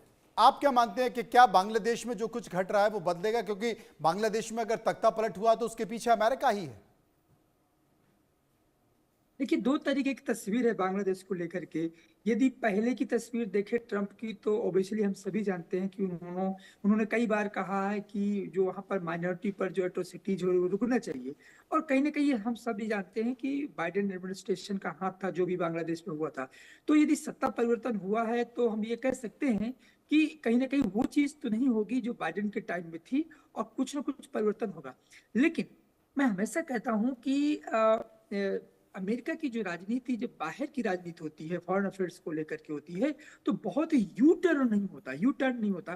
कुछ मामलों में यू टर्न होता, जैसे मैंने बताया कि ट्रंप ने क्या किया कि जो मल्टीलेटरल ऑर्गेनाइजेशंस थे, जहां पर यूएस इन्वॉल्वमेंट होता था, लीड करता था, उसका नुकसान उसको होता था। उनको उसको क्या किया कि इंडोर्स किया है कि अब हम डीग्लोबलाइज करेंगे। दैट मीन्स कि जो लिबरल ऑर्डर है कि ये हम आपको साथ में लेकर चलेंगे, आपके लिए मरेंगे मीटिंग, ऐसा कुछ नहीं होने वाला। डब्ल्यूटीओ को उन्होंने एक तरफ किया, डब्ल्यूएचओ को एक तरफ किया, ईयू को एक तरफ किया, नाटो को एक तरफ किया, और सबसे पहले बोला कि अमेरिकन इंटरेस्ट सबसे ऊपर होगा। तो मैं ये जरूर कहना चाहूंगा कि ऐसा नहीं है कि अब ट्रंप आ गए हैं तो तुरंत बांग्लादेश में रातों रात सब बदल जाएगा। ऐसा थोड़ा सा मुझे लगता है कि ये जल्दीबाजी होगी। बट हाँ, ये जरूर कहेंगे कि जो डीप स्टेट वाला कंसेप्ट था, जैसे कि बांग्लादेश में खुद ये बात स्वीकार किया जा चुका है कि पूरा का पूरा अमेरिका का सेंट मार्टिन द्वीप पर ना मिलना वो हाथ था। तो इस तरीके के जो समीकरण वो नहीं देखने को मिलेंगे। और कुछ हद तक मैं ये भी मान सकता हूँ कि बांग्लादेश में जो टोन डाउन होगा, क्योंकि ये टोन हाई करने का जो जिम्मा पूरा पाकिस्तान ले रखा था, वो कहीं ना कहीं से उसको शक्ति कहाँ से मिल रही थी, अमेरिका से मिल रही थी। तो वो चीजें खत्म होगी, जैसे कि मिडिल ईस्ट में खत्म हुआ। इतना तो ट्रंप के अंदर पावर है, या अमेरिका उतनी पावर अपना रखता है कि चीजों को टोन डाउन करे। तो मुझे लगता है ये चीजें सामने आएंगी कुछ दिनों के बाद। ब्रजेश कुमार जी, पाकिस्तान का जो दखल भारत के ईस्टर्न सेक्टर में बढ़ा है पिछले कुछ दिनों में, क्या ट्रंप की आहट से पाकिस्तान पैर पीछे खींचेगा? क्योंकि बांग्लादेश की आर्मी को ट्रेन करना शुरू कर चुका है, उनके कई समझौते हो चुके हैं। अगर ये चीजें यूं ही नहीं पलटती, यू टर्न इतनी जल्दी नहीं आते, तो बांग्लादेश और पाकिस्तान जिस रास्ते पर आगे बढ़ चुके हैं, उनका यू टर्न भी संभव नहीं है। क्या अब ट्रंप के आने के बाद यू टर्न होगा? देखिए, बांग्लादेश के साथ में हमारे जो रिश्ते हैं, जो बिगड़े हैं, उसका तौर तरीका, उसको डीलिंग बिल्कुल अलग तरीके से करनी पड़ी। और हम लोगों को, हिंदुस्तान को बड़ा बढ़िया एक्सपीरियंस है इस बात का। मैं दो उदाहरण दूं। पहला, नेपाल के साथ 10 वर्ष पहले हम लोगों ने कुछ इस तरह से ज्यादती की थी, नेपाल की नाकेबंदी की थी, और नेपाल के लोग इस चीज को नहीं भूले हैं, उसको याद करते हैं। और उस तरह का नॉर्मल रिलेशनशिप जो एक हमारा होना चाहिए, उस होने में नेपाल के साथ में जो संस्कृत है, रिलीजियस है, आने का है, समय। बांग्लादेश को हम उस रास्ते नहीं ढकेलना चाहेंगे जो वहां के जिहादी एलिमेंट्स हैं, जो कि मात्र 4-5% हैं, जो हल्ला मचा रहे हैं, और हम उनको पुश नहीं करेंगे उसको, क्योंकि ये हमारे लिए बहुत ही डियर है। 5,000 किलोमीटर की बाउंड्री में करीब 80%, 4,100 किलोमीटर के साथ हमारी बाउंड्री है, 5 स्टेट के साथ। और टेरेन डिफिकल्ट है, और इंटरडिपेंडेंस है उनके लोगों पे, हमारे लोगों, हेल्थ हो, एनर्जी हो, उनका टेक्सटाइल सेक्टर हो, जिसके वजह से बांग्लादेश में खुशहाली हुई है। तो हम बिल्कुल नहीं चाहेंगे कि बांग्लादेश की जनता हमारे वजह से परेशान हो और हमारे लिए कुछ अलग चीज है। अगर उस तरह हम चलते हैं कि वहां हिंदुओं को तंग किया जा रहा है, जिहादी बन रहा है, तो हम उनके हाथ में खेलेंगे। दूसरा एग्जाम्पल अभी आपको देता हूं मैं, मालदीव्स का। गयूम साहब प्रेसिडेंट बने हैं, करीब 2 साल हुए हैं, करीब 2-2.5 साल हुए हैं।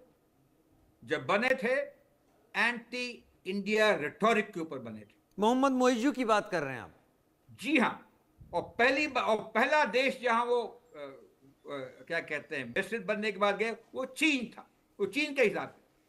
लेकिन क्या हुआ, हमने थोड़ी धैर्य रखा। आपने 1-2 साल से आप देखिए, उनको अनाज की कमी पड़ी, उनको दवा दारू की कमी पड़ी, उनको ट्रेड की कमी पड़ी, उनको पीने के पानी की कमी पड़ी, हम सब दे रहे हैं।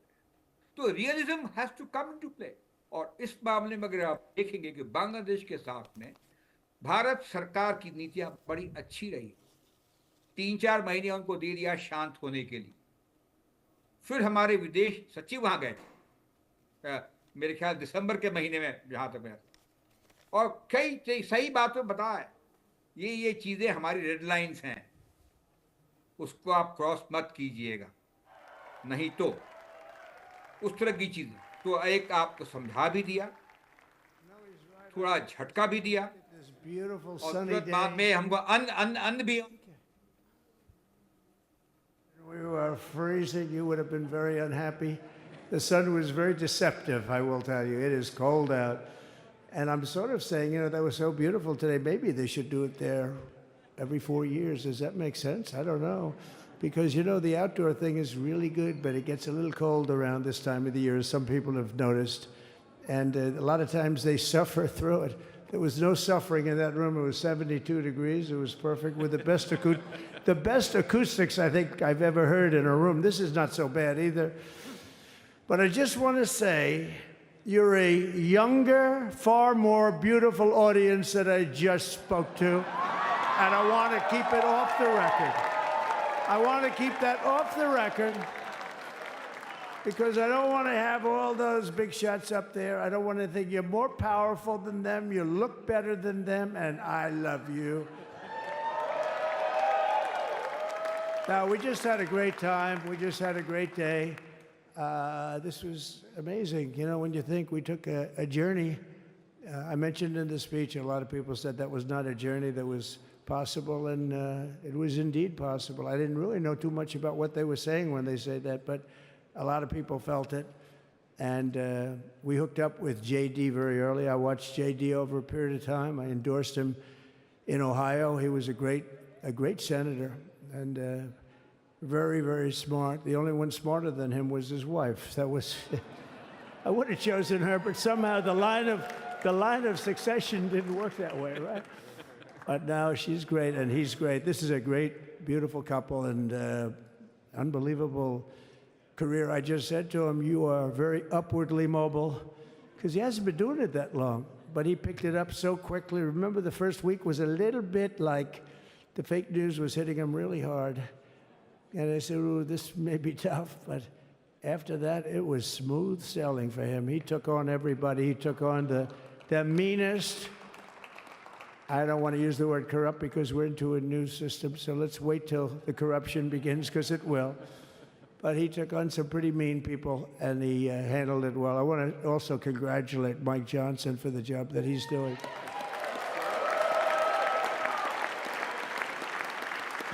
Steve, we gave him a majority of almost nothing, and then I said, to make it tougher on him, let me take 2 or 3 of the people, right?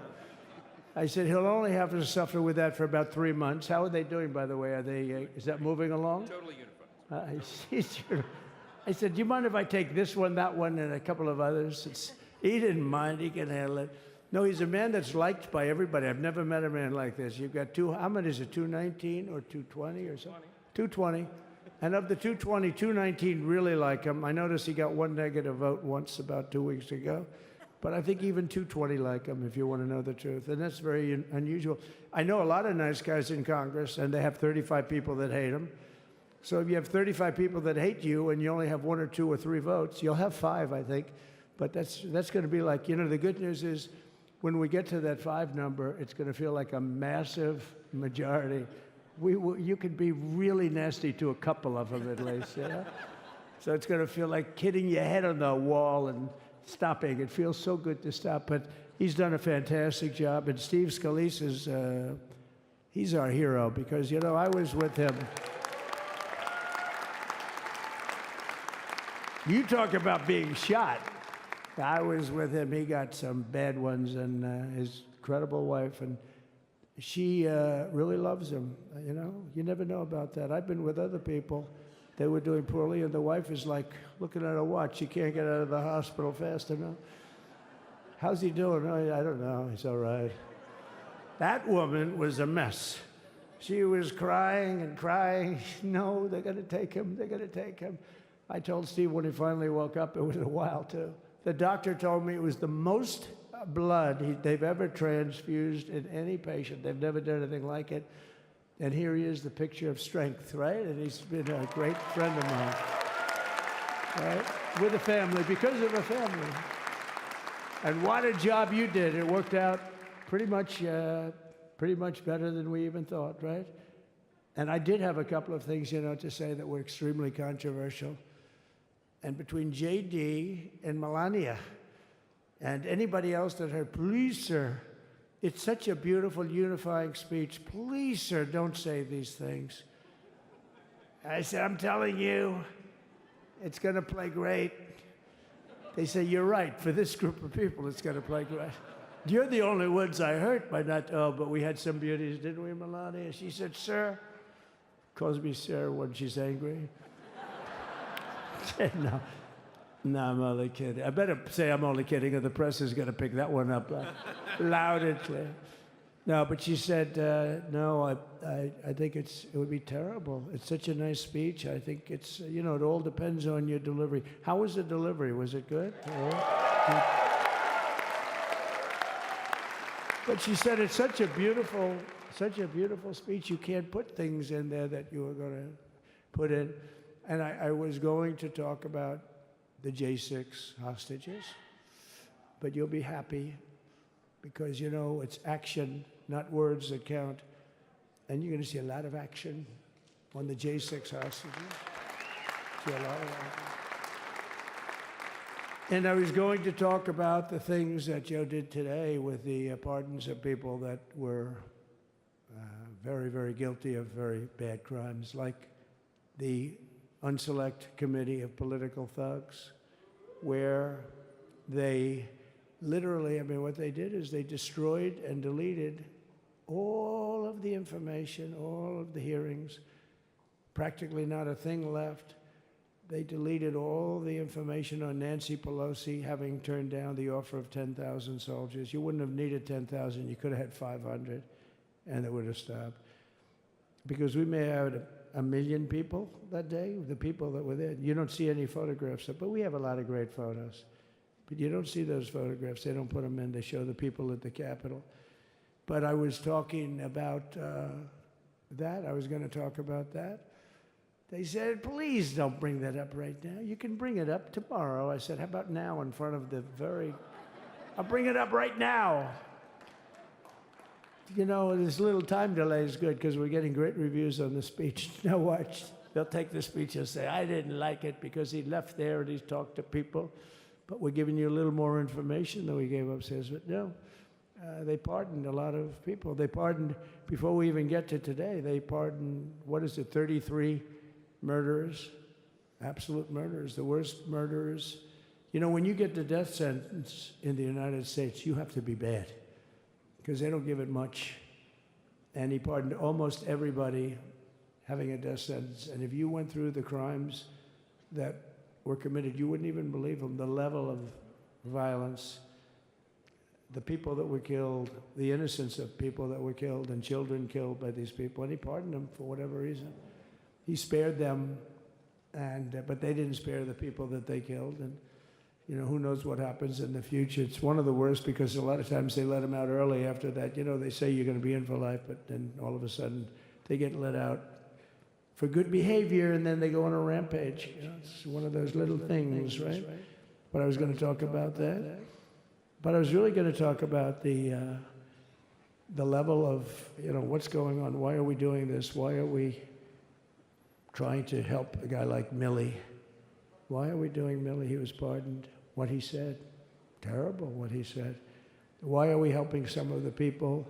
Why are we helping Liz Cheney? Liz Cheney is a disaster. She's a crying lunatic and crying Adam Kinzinger. He's a super crying. I never saw the guy not crying. He's always crying.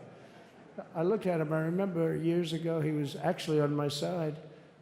And then one day, when you don't want to kill people in wars, they turn against you. Liz Cheney hated the concept of not going to war with everybody. Let's kill everybody. Let's spend a lot of money on military equipment, where her father works, right? But what she did was incredible. Think of it. They destroyed and deleted all of that information that went on for almost 2 years against Trump. And the reason they did, because it was all false. Like the person that said, I tried to strangle a Secret Service agent. That's one of the toughest human beings I think I've ever seen. I actually had a friend saying, please don't change that, sir. You are the coolest sucker in history. Remember, she said, I put my hands around his neck because he wouldn't go to the Capitol. Made up fiction. And I was rebuffed. And the guy on the right is a massive weightlifter, probably stronger than me. Do you think he's stronger than me, honey? You know who I'm talking about. Possibly stronger than me. Slightly younger than me, like, I won't say how many years because I don't want to talk about that, but a lot of years. But I had a friend that said, why are you disputing that story? That's the coolest story I've ever heard. That I would attack a karate champion, get slightly rebuffed, and then throw my arms around a guy with a neck about this big. Even though there are bars, you know, there are bars, you can't really do that anyway. So I wanted to talk about that. But all of that stuff got deleted. And the reason it got deleted is they were all caught in lies. You know, Secret Service testified, and they said it didn't happen. Actually, the two guys were very embarrassed. They're suffering because their friends are saying, did Trump really do that to you? But they gained a whole new respect for me. But it was just make-believe stuff, and there were a lot of make-believe stories made up. So rather than suffer the wrath, like the story with Nancy Pelosi, I offered her 10,000 soldiers. She knows it. She admitted it on tape that her daughter made. She's a videographer or whatever you call her, which I'm glad she is. Oh, she can't be in good stead with Nancy. But Nancy said it was my responsibility as she's leaving the Capitol. She said it was, and it was. She's in charge of security at the Capitol. But I offered them up to 10,000 soldiers, even more. One time I said more, as many as you need. But you needed 400 or 500. If 4 or 5, you 10,000, that would be more than the number of people there by lot. But we offered her 10,000. Think of it, 10,000 soldiers. In other words, J6 wouldn't be J6. There would have been no J6. But she rebuffed them. She didn't like it. No, she didn't like it. Maybe she wanted that to happen. But she's guilty as hell. And now we would have to go through the process because they destroyed all evidence. They deleted everything. There's virtually nothing left. The other fake story and so many other fake stories. And many people came out on our side. And those people now would got to find them. There's nothing left. So that's a criminal offense. If that were a civil case, it would be a criminal offense. If that happened civilly where you did that, it would be a criminal offense. So I decided I'm not going to make this speech complicated. I'm going to make it beautiful. I'm going to make it a unifying speech. And then when they said we have a group of people that are serious Trump fans, I said, this is the time to tell those stories.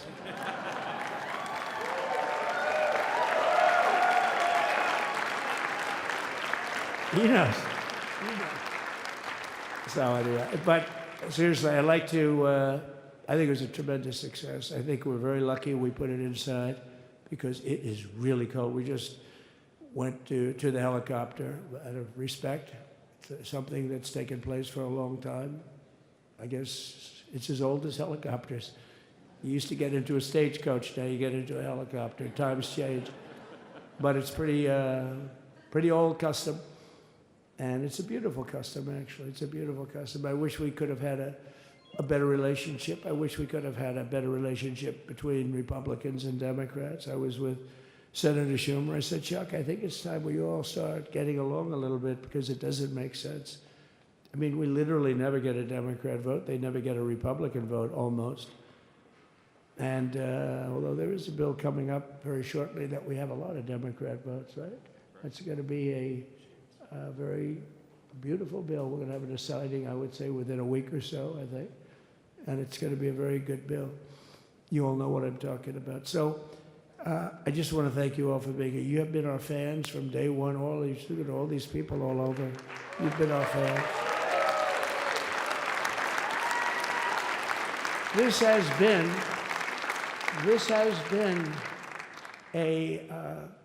There's never been anything like it. There's never been anything like it. This has been a movement like no movement ever in history for probably any country, let alone this country. You know, if somebody's running for president, and if they go out and they announce they're going to Arizona, they're going to Nevada, they're going to someplace, if you have 200 or 300 people, that would be standard. Ronald Reagan would go out. I mean, outside of the last couple of days where people get a little excited, but even then you have a couple of thousand people. तपन भारती मेरे साथ इस वक्त जुड़े हुए हैं, major general Brajesh Kumar जुड़े हुए हैं। एक लंबी रात होने वाली है क्योंकि अमेरिका ने अपना नया राष्ट्रपति इस वक्त बदला है, नया राष्ट्रपति अस्तित्व में आया है। तपन जी, आप सुन रहे होंगे डोनाल्ड ट्रंप को अपनी टीम को संबोधित कर रहे थे। उन्होंने कहा था मैं अपनी स्पीच को कॉम्प्लिकेटेड नहीं करूंगा, टू द पॉइंट बात रखूंगा।